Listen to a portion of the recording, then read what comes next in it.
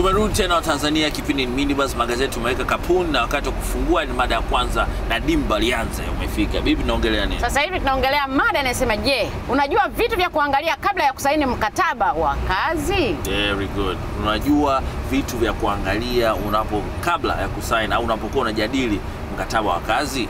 Hiki ni kitu bibi ambacho kwa muda mrefu saa nyingine imetumiza. Tunasema hatujui negotiate, hatujui kujitetea unapoanza kazi. Kwa unaletewa mkataba pale, watu watusome vizuri, atuangalie vitu vya msingi ambavyo vinatakiwa viwepo, au labda tujajua kama vinaturidhisha au la, mtu ana sign. Baadaye uko mbele anaanza kuulizia overtime yangu, akwambia mkataba wako hauruhusu. Hauna overtime. Anarudi kwenye mkataba, anaangalia, anaona kabisa inaandikwa mkataba overtime hakuna. Mkataba unasema vile hamna hela ya likizo. Hela ya likizo hamna na vitu kama hivyo. Kwa hiyo tukasema hebu tuongee hili swali. Je, wa Tanzania kwa ujumla sio lazima waheshimu na sheria, lakini je, ni muhimu kujua hivi vitu vichache ambavyo inabidi uviangalie, na je tuna tamaduni ya kuvijua? Kiukweli hapa Tanzania kwetu mikataba ni migumu sana. Yaani mtu anakupa kazi kumwambia kuhusu mikataba anakuwa mgumu sana. Kwa sababu anajua mwisho wa siku labda anataka kufanyia uchakachuaji fulani, unajua. Iko hivyo. Wengi kumwambia bwana kuhusu hii kazi yako lazima tukubaliane na tupeane mikataba ambayo iko wazi. Mwisho wa siku mimi nijua haki zangu ziko wapi. Lakini inakuwa ngumu sana watu wa Tanzania. Toka uzaliwe wewe na miaka yako labda 30 na kitu, umewahi kufanya kazi na mkataba? Nimewahi fanya mara moja. Na hiyo hali ya kusaini mkataba ilikuwaje? Uliitwa au ulipewa tu, mlikaa mkachambua ule mkataba kwa masaa ndio usaini? Ile niliitwa, nikapewa mkataba, nikauangalia. Sasa ndio mada. Vigezo uliviangalia. Yes. Na ukasaini. Nikasaini. Ulichukua muda gani kusaini? Nilitumia kama siku 3. Uliondoka nao? Yes. Safi. Kwanza mkataba wenyewe kama alivyosema wenzangu ni makubaliano yanayotambulika kisheria. Yep. Ambayo hamwezi mkakubaliana mambo nje ya sheria za nchi. Safi. Na mikataba yote inasimamia. Kwa hiyo hamna mkataba wa kwenda kulipua Ikulu. Na wewe hamna mkataba wa kwenda kulipua Ikulu au kuuza madawa ya kulevya au lazima sheria za nchi ziwe zinatambua vifungu vyake. Safi. Na kuviridhia. Kwa mfano mshahara, kuna kisheria kuna kima cha chini cha serikali kimepangwa ni shilingi ngapi.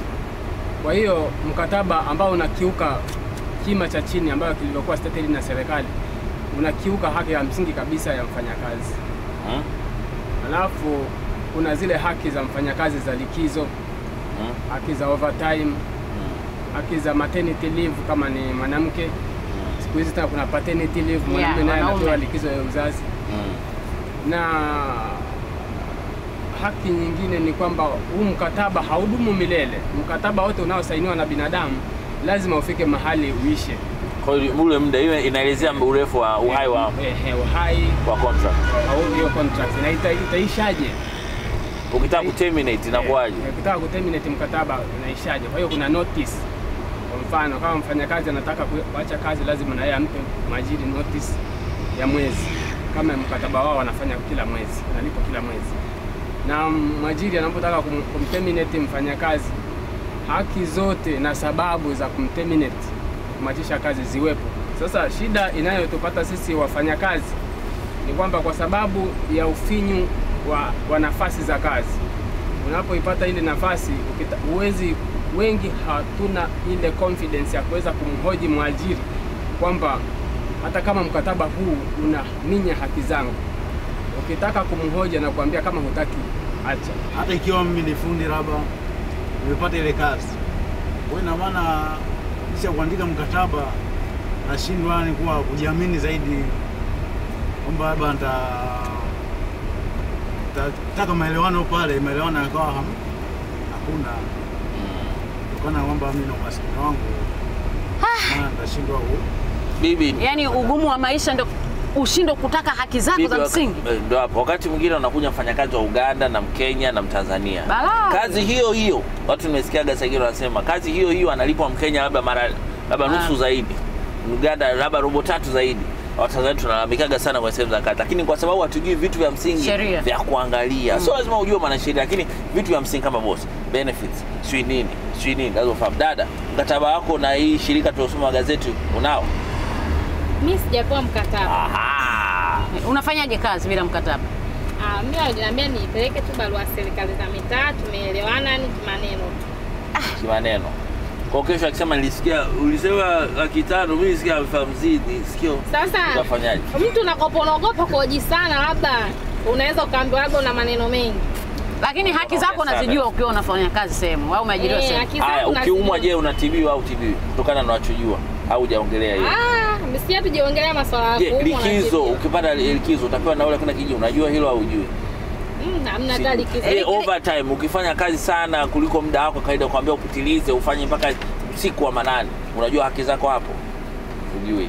Hayo yote mbali. Ukiumia tu kazini, kwa mfano ndio sasa hivi uko kazini, bahati mbaya umejikwaa umeumia. Je, unapewa haki yako? Labda unaweza ukaambiwa siku ukiumia labda ndio mwisho wako labda kazi, kama huwezi kwenda kazini labda inaweza ikawa hivyo. Sasa kuna kipengele ambacho nakipenda sana kinaitwa zama ndani. Kama unavyojua lengo hichi kipengele ni kuingia ndani ya mada tunayojadili na kujaribu kupata mtaalamu. Na nikapata bahati kwenda kutembea ofisi moja ambapo wanashughulika na masuala ya ajira. Nikapata nafasi kuongea na dada mmoja anaitwa Zahabia ambaye alitupa mtazamo wake. Ni mtaalamu wa masuala ya ajira. Ndio maana akatuambia hivi vitu vya kuangalia bwana Kijo, waambie wananchi hichi na hichi na hichi. Hebu tumsikize huyu dada mtaalamu wa ajira afu tuwe kuongea na Watanzania.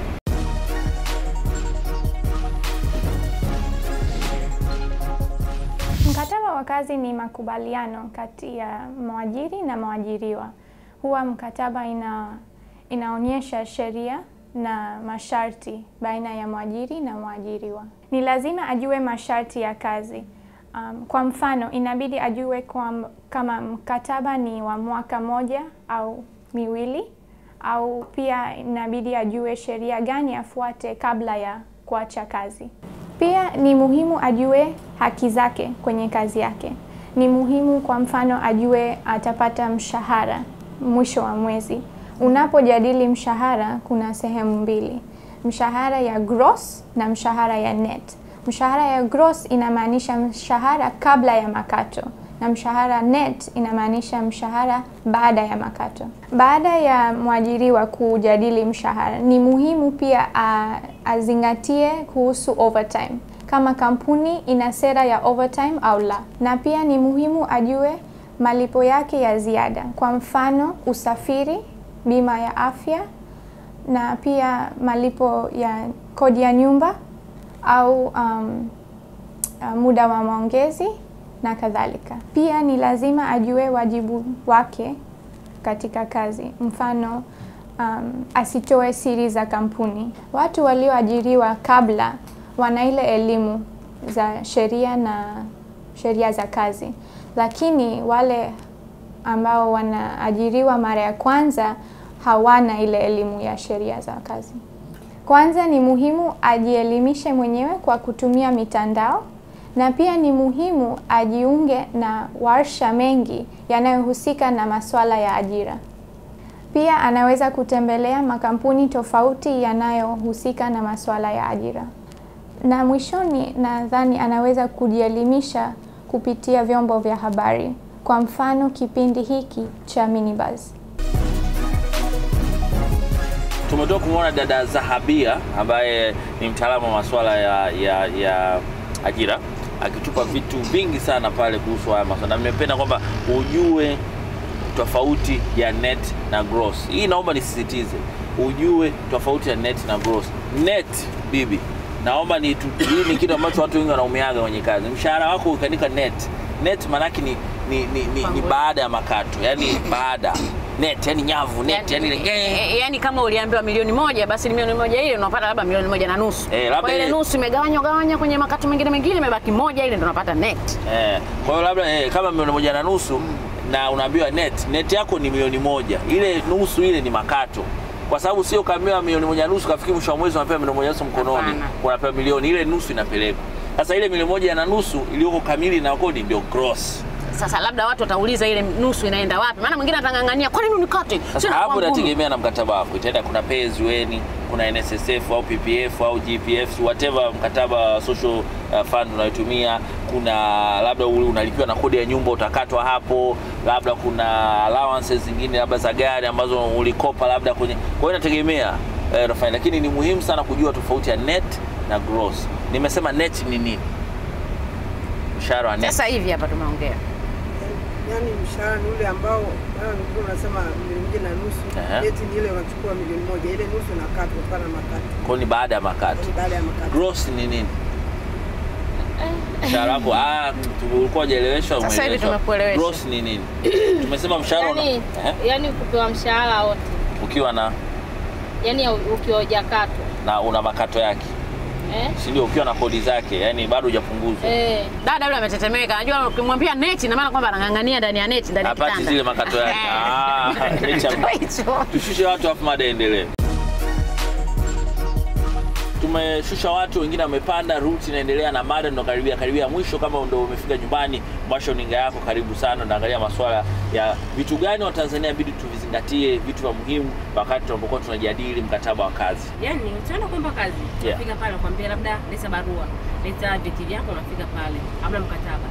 Kwa baada ya kupeleka vya upande wako document, lakini wewe upewi mkataba. Kwa sasa hivi nikikuuliza, je, overtime unalipa overtime?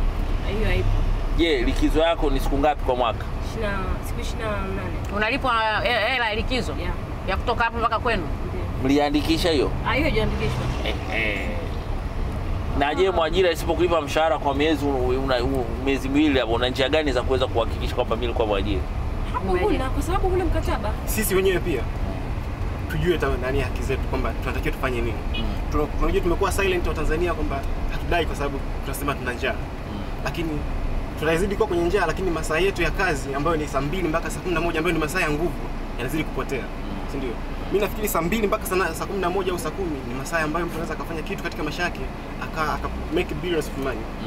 And that's why tunasoma banking and finance pale IFM. Lakini I think sisi ndio serious. Lakini nchi nyingine wamekuwa serious na nadhani wanasema wakitaka mambo mkataba si kujadili vipengele tulivyoviongelea, wanafukuzwa, wanaambia unataka kazi, unataka mpango. Sasa hiyo ndo watu wawakilishi bungeni, si ndio?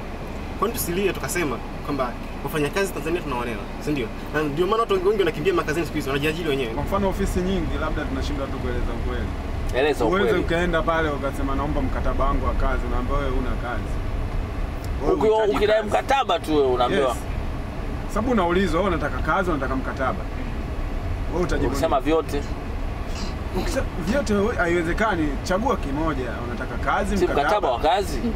Unataka mkataba, basi subiri mkataba. Kaa nyumbani usubiri. Tumefika mwisho wa mada ya kwanza kwenye kipindi cha Minibuzz.